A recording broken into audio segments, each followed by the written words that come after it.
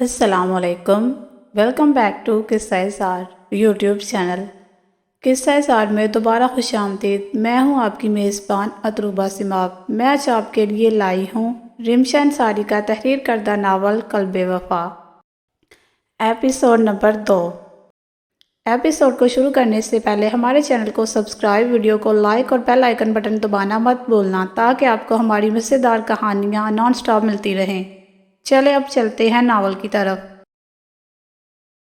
Happy birthday روشا نے اس نے آنکھیں پھیلائے سب کو دیکھا تھا۔ کمرے میں عرش، خیام، دادا جان اور شبنم چچی موجود تھی۔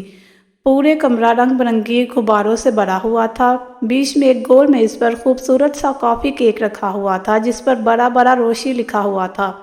سالگرہ مبارک ہو بیٹا، شبنم نے محبت سے اسے گلے لگایا تھا۔ روشانے باجی، آپ تو بہت خوش نصیب ہیں۔ مہتاب چچی سے چھپ کے بھی عمر بھائی آپ کی برتھ ڈے سیلیبریٹ کر رہے ہیں۔ عرش نے اپنے کھلے بالوں کو ہاتھ سے جھٹک کے تنسیہ کہا تھا، جس پر شبنم نے اسے آنکھیں دکھائی تھی۔ چلو کیک کٹ کرتے ہیں۔ روشانے کا اترتا چہرہ دیکھ عمر اس کا ہاتھ پکڑ کے کیک کی جانب لایا تھا۔ ایک منٹ، ہم نے بھی کچھ منگوایا ہے، وہ بھی آ جائے پھر کیک کٹ کرنا۔ شبنم کی بات سن وہ لوگ شہر گئے تھے۔ ماما، لگتا ہے پارسل آ گیا، میں لے کے آتی ہوں، عرش کہتے ہوئے نیچے کی جانب لپکی تھی۔ ابھی وہ لان تک پہنچی ہی تھی کہ اس کی نظر شایان پر پڑی تھی اور پھر وہ شایان کے راستے میں حائل ہو گئی تھی۔ شایان جو کب سے اسموکنگ کر رہا تھا اب تھک ہار کے گھر آیا تھا۔ اپنے سامنے عرش کو دیکھ کر اس کے تاثرات بگڑے تھے۔ شایان پلیز دیکھے نا، باہر کوئی پارسل آیا ہے، آپ مجھے وہ لا دے۔ اب اچھا تو نہیں لگے گا نا میں باہر جاؤں گی؟ اس نے دنیا جہاں کی معصومیت اپنے لہجے میں سمائی تھی۔ اس کی بات سن شایان واپسی دروازے کی طرف بڑھا تھا۔ چند ثانیوں بعد وہ ایک پیکٹ لے کے اندر آیا تھا۔ کس کے لیے منگوایا ہے یہ؟ اس نے اس خوبصورت تحفے کو دیکھ کر سنجیدگی سے استفسار کیا۔ روشانے باجی کی برتھ ڈے کی ہے عمر بھائی نے، اس لیے ہم نے ان کے لیے منگوایا ہے۔ ویسے عمر بھائی کی ہمت کا جواب نہیں ہے۔ مہتاب چچی کی مخالفت کے باوجود وہ روشانے باجی کے لیے اتنا سب کر رہے ہیں۔ چلے میں چلتی ہوں، سب کیک کٹنگ کے لیے میرا ویٹ کر رہے ہیں۔ عرش تو شایان کو بتا کے چلی گئی تھی مگر شایان تو جیسے آپے سے باہر ہو گیا تھا۔ بڑھتے ہوئے بلڈ پریشر کے ساتھ وہ تیزی سے اندر آ کے سیڑھیوں کی جانب بڑھا تھا۔ جب مہتاب اس طرف آئی تھی، شایان کو اوپر جاتے دیکھ مہتاب نے نخوت سے آواز دے کر شایان کو روکا تھا۔ اوپر کیوں جا رہے ہو شایان؟ مہتاب کی بات سن کر اس کے قدم تھم گئے تھے۔ عمر بھائی سے کچھ کام ہے مجھے، روشانے کے پوشن میں ہے، وہ انہیں بلانے جا رہا ہوں۔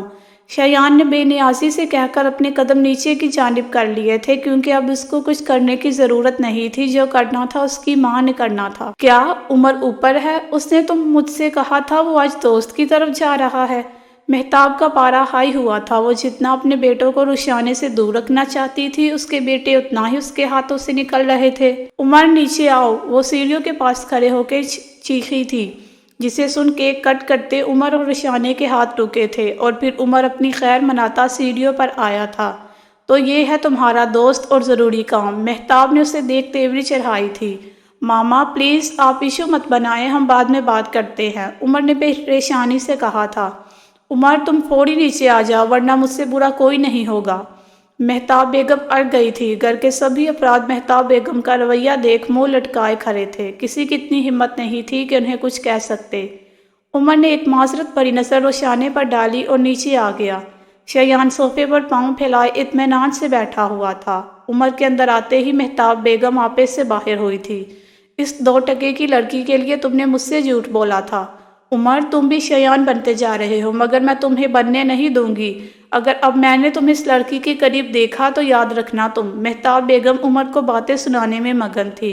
ان کی ٹرین اپنی پٹری کی جانب آتے دیکھ شایان ماتھے پر بل لادے وہاں سے اٹھ گیا تھا۔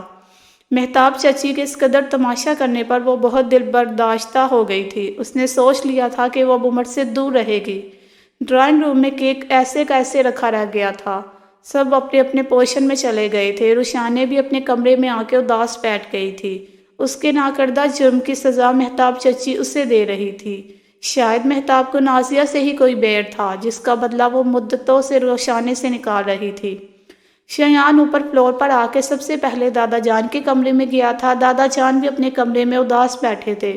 ان کی آنکھوں میں چمکتے آنسو شایان دیکھ چکا تھا۔ کیا ہوا دادا جان، آپ اداس کیوں ہیں؟ ان کے قریب بیٹھ کر وہ سنجیدگی سے گویا ہوا۔ اس کی گہری کتھئی آنکھوں میں انتہا کی سنجیدگی تھی۔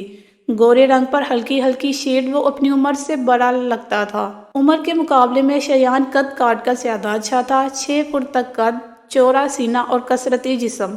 تمہاری ماں کو رحم نہیں آتا اس بن ماں کی بچی پر؟ دادا جان نے غم سے پوچھا تھا۔ دادا جان کی بات سن اس نے نظروں کا زاویہ بدل لیا تھا۔ اچھی خاصی میری بچی آج خوش تھی، تمہاری ماں نے اس خوشی کو بھی آگ لگا دی۔ اس کے نظریں پھیرتا دیکھ دادا جان نے اگلی بات جاری کی تھی۔ اگر آپ میرا ساتھ دے تو وہ ابھی بھی خوش ہو سکتی ہے۔ چند پلوں بعد اس نے کچھ سوچتے ہوئے گمبھیرتن سے کہا تھا، میں اس معصوم کی خوشی کے لیے سب کر سکتا ہوں۔ دادا جان نے اسے مکمل اجازت دی تھی۔ ٹھیک ہے، آپ ڈرائنگ روم میں جا کر سیٹنگ کریں، میں روشانیہ کو بلا کے آتا ہوں۔ وہ تیزی سے کہتا باہر نکل گیا تھا۔ اس کی بات کی تائید کرتے دادا جان بھی جوش و خروش سے اٹھ کھڑے ہوئے تھے۔ وہ کمرے میں داخل ہوا تو روشانیہ اسٹڈی ٹیبل پر سر جھکائے بیٹھی تھی۔ بال کھلے ہوئے کمر پر گرے ہوئے تھے۔ اس کو دیکھتے ہی شایان کی دھڑکنوں میں رفتار آئی تھی۔ کچھ تو بات تھی اس لڑکی میں، کوئی تو کشش تھی جو شایان اس کے آگے پگھل جاتا تھا۔ کسی کے قدموں کی چاپ کمرے میں محسوس کر کے روشانیہ نے سر اٹھا کے اسے دیکھا تھا۔ تم یہاں کیا کر رہے ہو؟ قدرے نرم لہجے میں استفسار کیا گیا تھا۔ شایان چلتا ہوا کرسی کھینچ کے اس کے سامنے بیٹھ گیا تھا۔ نام تو تمہارا روشنی ہے، مگر تم نے دادا جی کی زندگی میں اندھیرا کر رکھا ہے۔ مقابل نے اس کے چہرے پر نظر ٹکائے شوق سے کہا تھا۔ روشنی نہیں، روشانیہ نام ہے میرا، اور میں نے دادا جان کی زندگی میں کیا اندھیرا کر دیا؟ اس نے آنکھیں پھیلائے پوچھا تھا۔ یہ اندھیرا نہیں تو کیا ہے؟ ایک بندے نے تمہارے لیے اتنا ارینجمنٹ کیا اور تم سب چھوڑ چھاڑ کے یہاں بیٹھ گئی۔ وہ تجسس سے گویا ہوا۔ کیا دادا جان نے کیا تھا سب؟ عمر نے نہیں کیا تھا؟ روشانیہ نے حیرت سے پوچھا تھا۔ نہیں، عمر بھائی تو بس ایسے اینڈ میں آ گئے تھے، ورنہ سب دادا جان نے کیا تھا۔ کیک تو خود میں لایا تھا۔ اس نے کندھے اچکائے صفائی سے جھوٹ بولا تو روشانیہ کا چہرہ مزید اتر گیا۔ روشانیہ کسی اور کا نہیں تو دادا جان کا ہی خیال کر لو، وہ بیچارے ابھی بھی ڈرائنگ روم میں بیٹھے ہیں۔ اس کا اترتا چہرہ دیکھ شایان نے اسے ایموشنل بلیک میل کیا تھا۔ تم کہہ تو صحیح رہے ہو، مگر اب تو سب چلے گئے، اب کیا ہو سکتا ہے؟ اس معصومیت کی مورت نے دھیرے سے استفسار کیا تو شایان کو بلا وجہ ہی اس پر پیار آیا تھا۔ لگتا نہیں تھا سامنے بیٹھی لڑکی اس سے 3 سال بڑی ہے۔ سب چلے گئے تو کیا ہوا؟ میں اور دادا جان ہے نا، چلو جلدی کھڑی ہو، شاباش، 2 منٹ میں ریڈی ہو کے آؤ، ہم نے پکس لینی ہے بہت ساری۔ اپنی جگہ سے کھڑے ہوتے اس نے روشانیہ کو ہاتھ پکڑ کر اٹھایا تھا۔ دکھ کی کیفیت میں روشانیہ نے اس کا ہاتھ پکڑنے پر برا نہیں منایا تھا۔ اچھا ویٹ کرو، میں آئی۔ وہ شایان کو انتظار کرنے کا کہہ کر سنگار میز کے سامنے جا کھڑی ہوئی تھی۔ شایان اس کی طرف منہ کر کے بیڈ پر بیٹھ گیا تھا۔ وہ اس وقت آف وائٹ شرٹ پر بلیک جینز پہنا ہوا تھا۔ بال ماتھے پر بکھرے ہوئے تھے۔ روشانیہ نے اپنے لمبے بالوں میں کنگھا کرنے کے بعد ہونٹوں پر ہلکی سی ریڈ لپسٹک لگائی تھی۔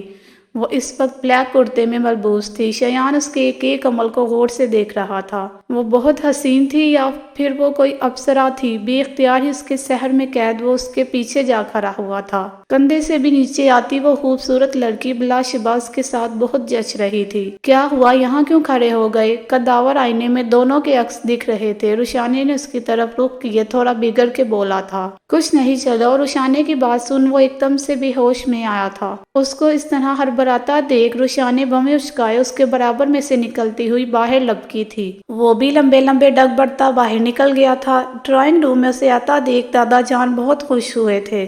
پھر روشانیہ نے ان دونوں نفوس کی موجودگی میں کیک کاٹا تھا جو دونوں ہی اس سے انتہا کی محبت کرتے تھے۔ کیک کاٹنے کے بعد شایان اور روشانیہ نے دادا جان کے ساتھ بہت سی تصویریں بنائی تھی۔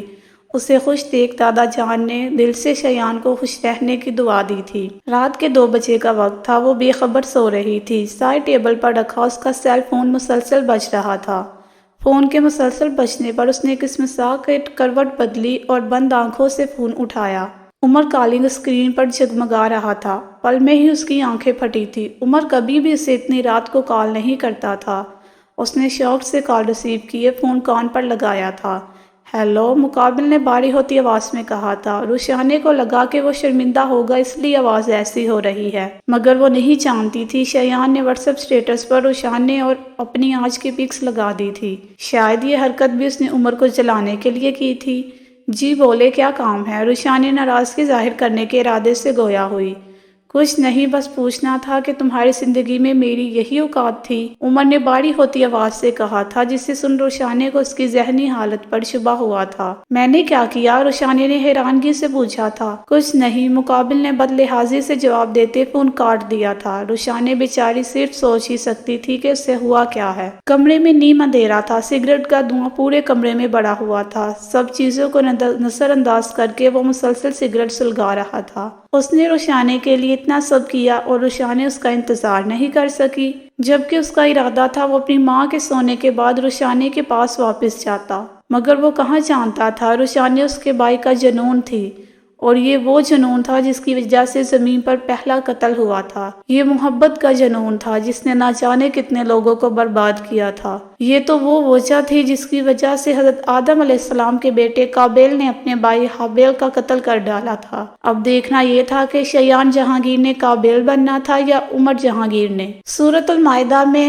حسد جلن کا بد انجام بیان ہو رہا ہے کہ کس طرح حضرت آدم کے 2 صلبی بیٹوں میں کشمکش ہو گئی، اور ایک اللہ کا ہو کر مظلوم بنا اور مار ڈالا گیا اور اپنا ٹھکانہ جنت میں بنا لیا، اور دوسرے نے اسے ظلم و زیادتی کے ساتھ بے وجہ قتل کیا اور دونوں جہان میں برباد ہوا۔ اللہ فرماتا ہے، اے نبی صلی اللہ یوم نے انہیں حضرت آدم کے دونوں بیٹوں کا صحیح حکم و کاست قصہ سنا دو۔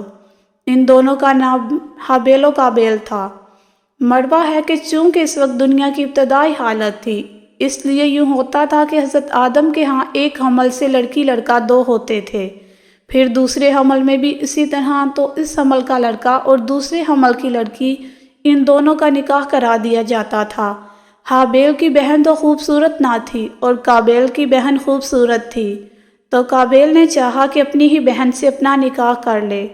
حضرت آدم نے اس سے منع کیا۔ آخر یہ فیصلہ ہوا کہ تم دونوں اللہ کے نام پر کچھ نکالو، جس کی خیرات قبول ہو جائے اس کا نکاح اس کے ساتھ کر دیا جائے گا۔ حابیل کی خیرات قبول ہو گئی، پھر وہ ہوا جس کا بیان قرآن کی آیات میں ہوا۔ مفسرین کے اقوال سنیے۔ حضرت آدم کی صلبی اولاد کے نکاح کا قاعدہ جو اوپر مذکور ہوا بیان فرمانے کے بعد مروہ ہے کہ بڑا بھائی قابیل کھیتی باڑی کرتا تھا اور حابیل جانوروں والا تھا۔ قابیل کی بہن بنسبت حابیل کی بہن کے خوبرو تھی۔ جب حابیل کا پیغام اس سے ہوا تو قابیل نے انکار کر دیا اور اپنا نکاح اس سے کرنا چاہا۔ حضرت آدم نے اس سے روکا۔ اب ان دونوں نے خیرات نکالی کہ جس کی قبول ہو جائے وہ نکاح کا زیادہ حقدار ہے۔ حضرت آدم اس وقت مکہ چلے گئے کہ دیکھے کیا ہوتا ہے۔ اللہ تعالیٰ نے حضرت آدم سے فرمایا، زمین پر جو میرا گھر ہے اسے جانتے ہو؟ آپ نے کہا نہیں۔ حکم ہوا مکہ میں ہے، تم وہیں جاؤ۔ حضرت آدم نے آسمان سے کہا کہ میرے بچوں کی تو حفاظت کرے گا، اس نے انکار کیا۔ زمین سے کہا، اس نے بھی انکار کر دیا۔ پہاڑوں سے کہا، انہوں نے بھی انکار کیا۔ قابیل سے کہا، اس نے کہا ہاں میں محافظ ہوں، آپ جائیے، آ کر ملاحظہ فرما لیں گے اور خوش ہوں گے۔ اب حابیل نے ایک خوبصورت موٹا تازہ مینڈا اللہ کے نام پر ذبح کیا، اور بڑے بھائی نے اپنی کھیتی کا حصہ اللہ کے لیے نکالا۔ آگ آئی اور حابیل کی نسل تو جلا گئی، جو اس زمانے میں قبولیت کی علامت تھی، اور قابیل کی نسل قبول نہ ہوئی، اس کی کھیتی یوں ہی رہ گئی۔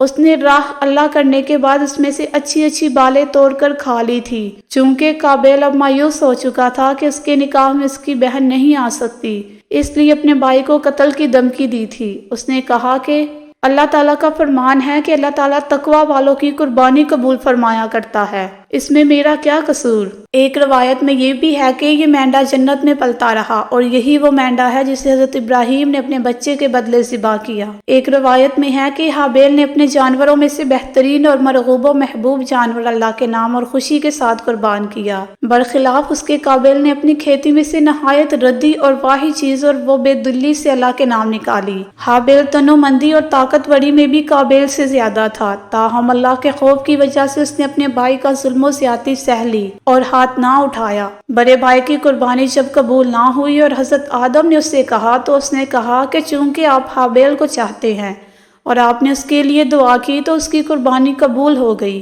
اب اس نے ٹھان لی کہ میں اس کانٹے کو اکھاڑ ڈالوں۔ موقع کا منتظر تھا۔ ایک روز اتفاقاً حضرت حابیل کے آنے میں دیر لگ گئی تو انہیں بلانے کے ذریعے حضرت آدم نے قابیل کو بھیجا۔